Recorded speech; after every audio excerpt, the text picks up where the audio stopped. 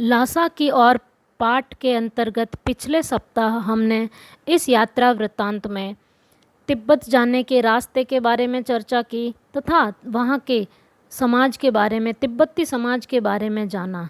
उसी क्रम में आज हम इस पाठ का अध्ययन करेंगे जिसके अंतर्गत लेखक के ठहरने के प्रबंध के बारे में वर्णन किया गया है।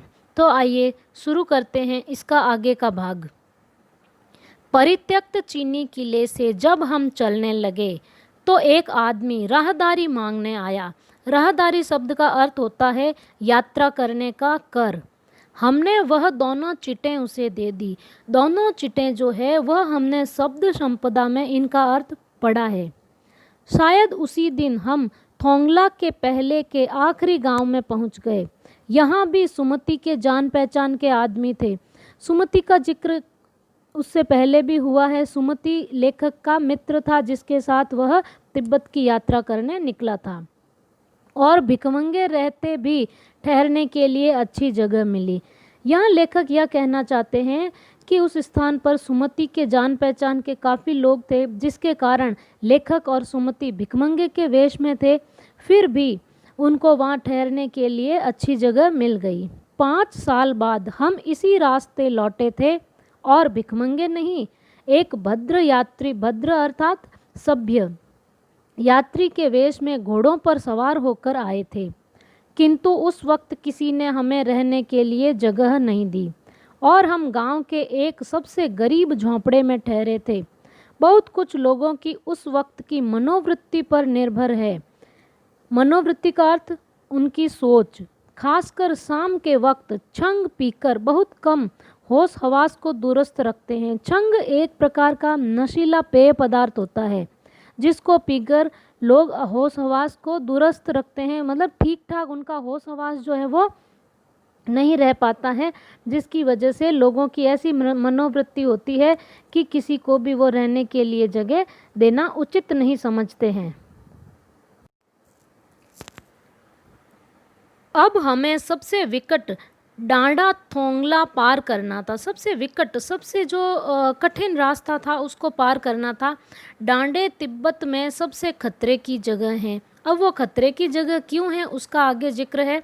16-17 हजार फीट की ऊंचाई होने के कारण उनके दोनों तरफ मीलों तक कोई गांव गिराव नहीं होते। नदियों के मोड़ और पहाड़ों के कोनों के कारण बहुत दूर तक आदमी को देखा नहीं जा सकता। डाकुओं के लिए यही सबसे अच्छी जगह है। तिब्बत में गांव में आकर खून हो जाए तब तो खूनी को सजा भी मिल सकती है, लेकिन इन निर्जन स्थानों, निर्जन का अर्थ होता है जहाँ पर कोई रहता नहीं हो, एकदम एकांत स्थान जो हो, लेकिन इन निर्जन स्थानों में मरे हुए आदमियों के लिए कोई परवाह नहीं करता।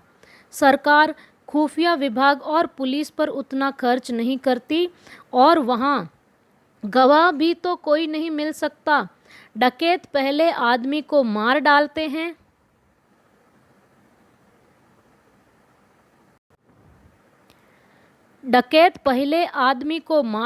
हैं उसके बाद देखते हैं कि कुछ पैसा है या नहीं।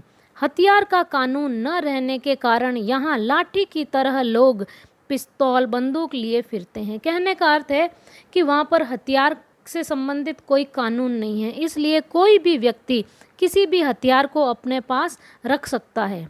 डाकू यदि जान से न मारे तो खुद उसे अपने प्राणों का खतरा है।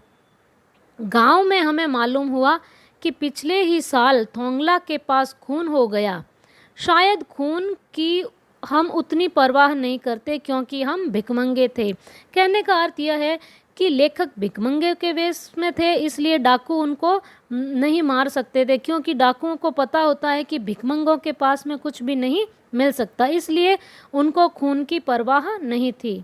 और जहाँ कहीं वैसी सूरत देखते, टोपी उतार, जीभ निकालकर कूची कूची अर्थात दया दया कर, दया दया ऐसा कहकर 1 पैसा कहते, भीख मांगने लगते। लेकिन पहाड़ की ऊंची चढ़ाई थी, पीठ पर सामान लादकर कैसे चलते।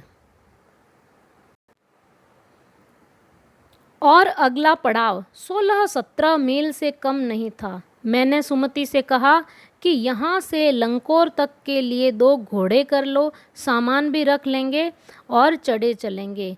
कहने का अर्थ यह है कि लेखक ने अपने मित्र सुमति से कहा कि ऊंचाई बहुत ज़्यादा है, इसलिए 2 घोड़े किराए पर कर हम आराम से ऊपर चढ़ जाएंगे और आराम से अपनी यात्रा जो है वो सुगम बना लेंगे।